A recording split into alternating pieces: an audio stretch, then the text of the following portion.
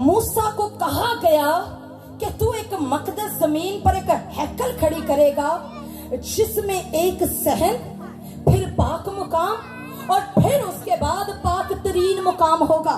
और पाक तरीन मुकाम में अहद का संदूक रखा जाएगा और उसके ऊपर 2 करोबियों को खड़ा किया जाए और उन करोबियों की शक्लें जो होंगी वो एक दूसरे के आमने सामने हो और सेंटर से उनके हाथ मिले हुए हो।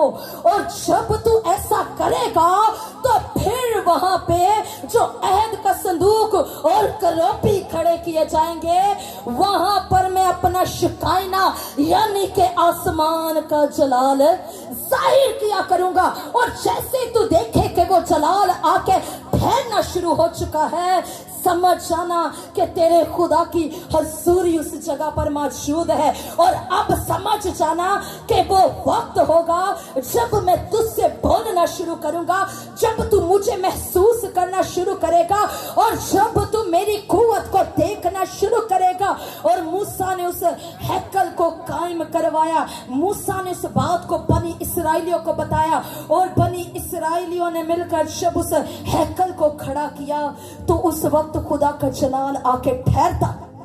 और जब अहद के संदूक के आगे मूसा ऊंधे मुंह गिर जाता तो आसमान से खुदा की हजूरी आती और उसे चारों तरफ से घेर लेती और उस मस्सा के अंदर मूसा गहरा होता चला जाता।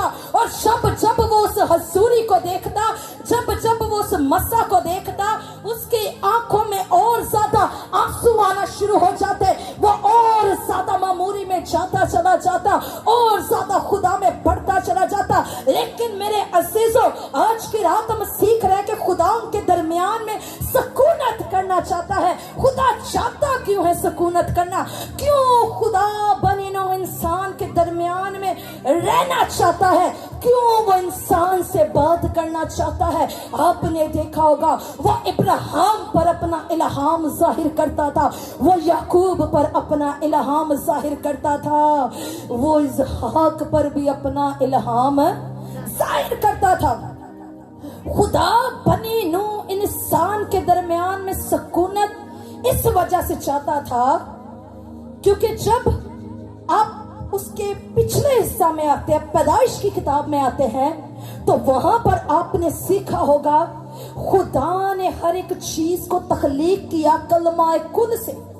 खुदा ने कहा आसमान बन जाए तो आसमान, आइए पूरी जमात जरा साथ रहे। खुदा ने कहा कि आसमान बन जा तो आसमान बन गया। और जब खुदा ने कहा कि जमीन बन जा और जमीन बन गई। और जब खुदा ने हैवानात को कहा कि हैवानात बन जाए तो हैवानात बन गए। और जब खुदा ने कहा कि नबातात बन जाए तो नबातात बन गए। हर एक चीज को उसने कलमा कुल से बनाया।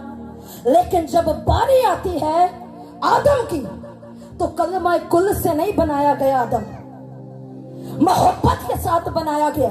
सबसे पहले खुदा झुका और अपने हाथों में मट्टी को लिया, जैसे कुम्हार मट्टी को अपने हाथों में लेता है और बर्तन बनाता है, वैसे खुदा जमीन की तरफ झुका और झुक कर मट्टी को लेकर उसने आदम को बनाना शुरू किया। और उसके नथनों में जिंदगी का दम फूका। वो जिंदगी जो खुदावन जिंदा खुदा के अंदर पाई जाती थी, उसने वो जिंदगी आदम में भी फूक दी। मोहब्बत का आनंद देखिए, इंसान से ऐसी मोहब्बत करता है वो कि उसको बनाने के लिए खुद झुकता और मट्टी अपने हाथों में ले लेता है, कलमा कुल से नहीं बनाता। तो कैसे वो बेचैन ना हो इंसान के दरमियान सुकूनत करने के लिए? कैसे वो बेचैन ना हो इंसान के साथ बात करने के लिए? इसलिए उसने कह दिया कि बनी इसराइलियों से कह दो कि हैकल को खड़ा करो और उसमें मैं आके सुकूनत करूंगा और तुम मेरा जलाल देखोगे। हालेलुया।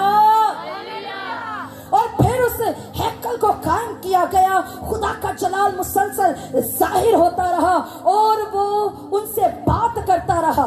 लेकिन फिर वो वक्त आया जब वो लोग भागी होना शुरू हो गए। जैसे वो लोग भागी हुए, उस वक्त हुआ क्या? हैकल पर हमले होना शुरू हो गए।